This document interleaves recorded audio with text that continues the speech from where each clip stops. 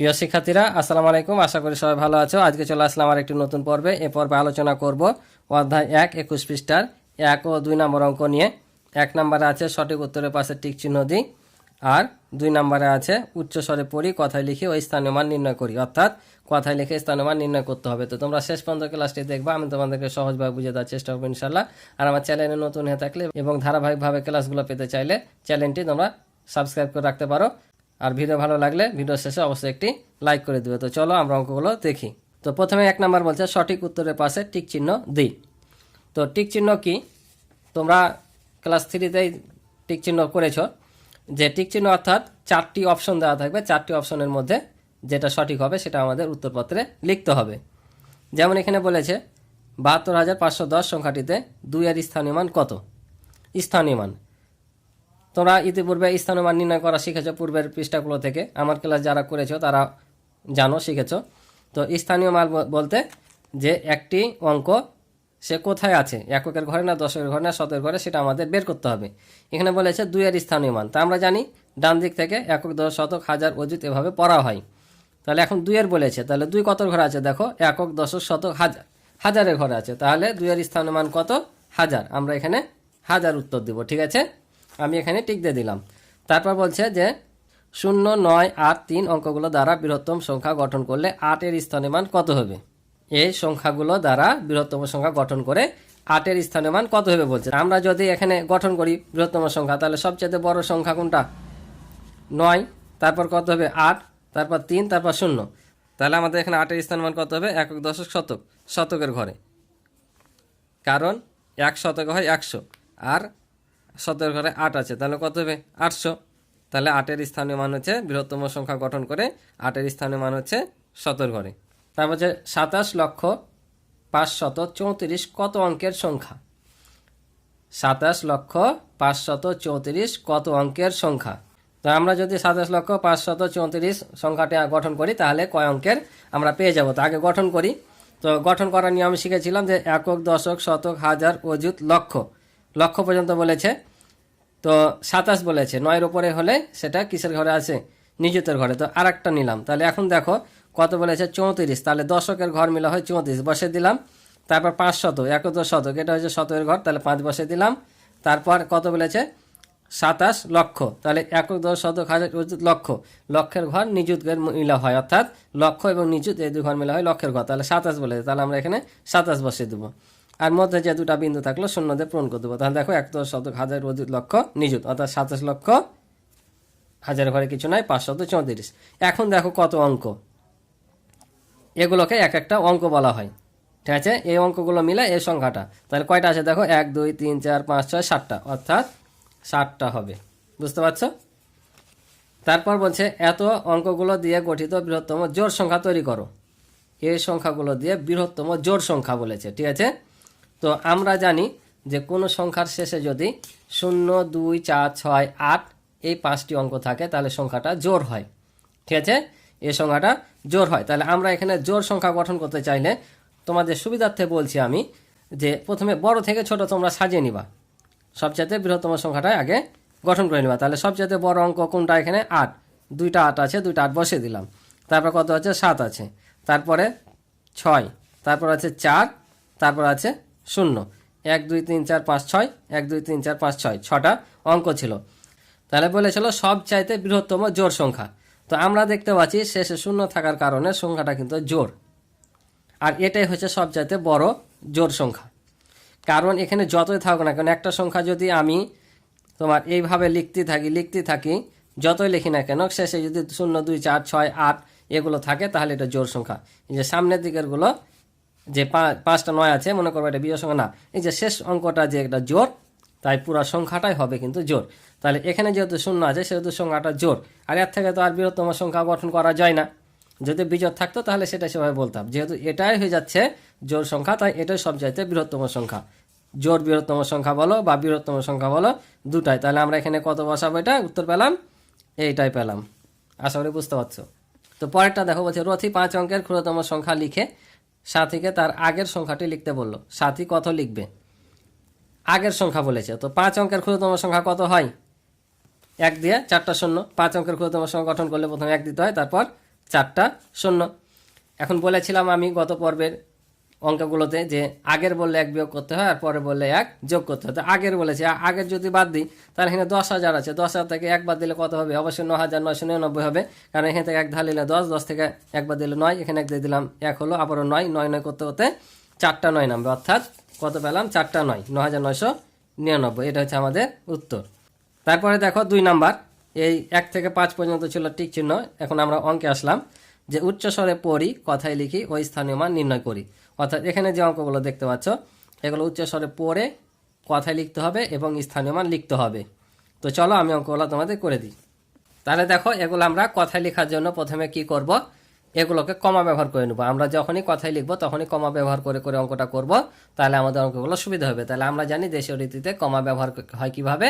প্রথমে 3টা অঙ্ক রেখে তারপর 2 অঙ্ক পর পর কি হয়, আমাদের কমা বসাতে হয়। তাহলে 3 অঙ্ক রেখে এখানে 3, তারপরে 2 পাচ্ছি এখানে, তাহলে আমরা পেয়ে গেলাম। এখন যদি গণি, একক, দশ, শতক, হাজার, অযুত, লক্ষ, অর্থাৎ 9 লক্ষ, আর অযুত হাজার মিল হয় হাজারের ঘর, অর্থাৎ 68,556, 9,68,556। তাহলে আমরা এখন এটা আগে কথায় লিখে নেব, তারপর স্থানে মান নির্ণয় করব। তাহলে আমরা এখানে লিখে নিলাম 9,68,556 আমাদের যেটা ছিল। আশা করি বুঝতে পারছি। এবার স্থানীয় মান নির্ণয় করি, চলো। তাহলে দেখো আমরা এখন স্থানীয় মান বের করব। তাহলে 6 কত ঘরে আছে? প্রথমে আমরা কি বলি? একক, তার মানে এটা 6 একক। 6 একক সমান কত হবে? তোমার 6, কারণ এককের ঘরে যা থাকে আমরা কি করি? তাই বসাই। তারপর দেখো এটা কত ঘরে? এটা হচ্ছে 5 দশক।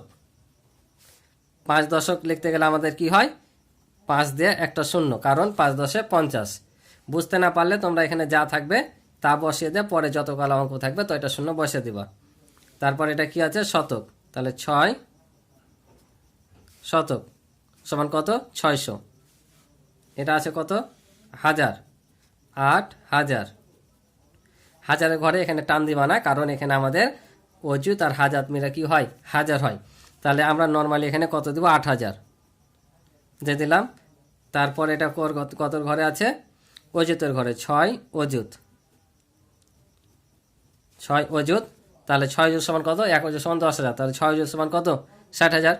তাহলে আমরা এখানে 60,000 বসাবো, 4টা শূন্য। এই যে একক, দশ, শতক, হাজার, অযুত, এই 6 বসালাম। আর 6-এর আগে কয়টা শূন্য আছে? 6-এর আগে কয়টা ঘর আছে? 4টা, ওই জন্য 4টা শূন্য। যদি বুঝতে না পারো এভাবে শূন্য দিলে তো অসুবিধা নাই। যে হাজারে অযুতে কয়টা শূন্য হয় বুঝতে না পারলে এভাবে যত স্থানীয় মান বসাবা তারপরে যেটা অঙ্ক থাকবে এই পাশে তো এটা শূন্য বসিয়ে দিবা। তাহলে এখন আমরা জানি এই 2 ঘর মিলে কি হয়? হাজার হয়। তাহলে এখানে 60,000, এখানে 8,000, যোগ করলে কত হয়? 68,000, অর্থাৎ এখানে পেলাম 68,000।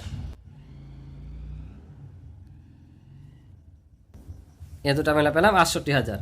আর এটা কত? এটা হচ্ছে 9 লক্ষ। তাহলে আমরা এখানে 9 লক্ষ বসিয়ে দেবো। লক্ষর কয়টা শূন্য লাগে? 5টা, 1 2 3 4 5। এখানে দেখো 1 2 3 4 5, 9 পরে 5টা অঙ্ক আছে, তাই 5 বসালাম। এই যে স্থানে মান আমরা নির্ণয় করলাম, এভাবে করলে তোমাদের অনেক সুবিধা হবে। ঠিক আছে, এভাবে তোমরা ভেবে অঙ্কগুলো করবা। আশা করি বুঝেছো। পরেরগুলো সেম এভাবে চলো করে দিই। এবার দেখো পরেরটা, আবার আমরা কমা ব্যবহার করে নিব। তাহলে প্রথমে কত? 3টা, তারপর হচ্ছে 2টা করে। তাহলে বসে নিলাম। এখন আমাদের উচ্চ স্বরে পড়তে বলছিল, তাহলে কত পেলাম? দেখো 1 10 শতক, হাজার, লক্ষ, নিযুত। তাহলে এই 2 ঘর মিলে নিযুতের ঘর মিলে কি হয়? লক্ষ। এই যে তোমরা দেখতে পাচ্ছ এই 2 ঘর মিলা লক্ষ আর নিযুত মিলা হয় লক্ষ, আর হাজার আর অযুত মিলা হয় হাজারের ঘর। ঠিক আছে, এই 2 ঘর, এই 2 ঘর। তাহলে আমরা কত পেলাম? দেখো 81,69,290। তাহলে এটা আমরা এখন কথায় লিখে নিব। তাহলে আমরা লিখে নিলাম 81,69,290। ঠিক আছে, তো এখন আমরা স্থানীয় মান নির্ণয় করব। তাহলে দেখো যেহেতু সব একই রকম অঙ্ক, জাস্ট আমি এখানে তোমাদের করে দিলাম, তোমরা দেখে উঠে নিবা, আর আমি তোমাদেরকে বুঝিয়ে দিছি। এখানে দেখো আমরা লিখলাম, এখন স্থানীয় মান লিখবো। তাহলে দেখো এককের ঘরে কি ছিল? শূন্য ছিল, তাহলে 0 একক। আর 0 একক মানে কি? শূন্য। তারপর 9 দশকের ঘরে ছিল, তাহলে 90। 2 শতকের ঘরে ছিল 2 শতক, সমান হচ্ছে 200। 9,000, তাহলে হাজার। অযুতের ঘরে দেখো 6 ছিল, তাহলে 6 অযুত। তাহলে এই 2 ঘর মিলে কি হয়?